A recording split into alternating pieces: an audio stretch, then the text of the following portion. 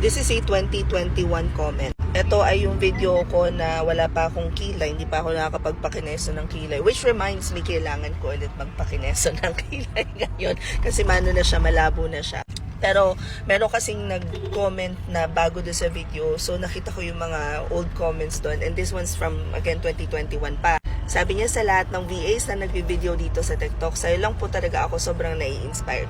And mind you guys, hindi ako pala post ng pera, properties, ganyan.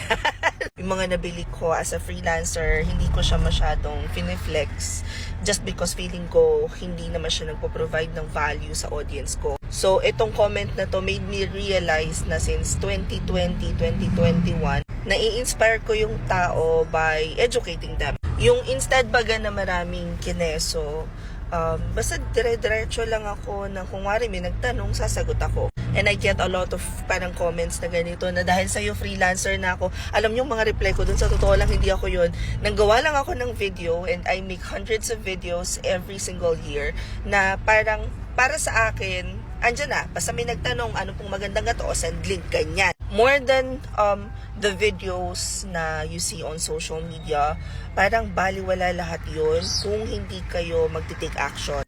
Ika nga, kahit anong tip sa atin na mga matatanda, kung hindi rin naman natin susundin, ay wala rin talab sa atin. Halimbawa, free graphics design course by Ambo na nasa website natin na nakalink sa bio ko. Yes, free.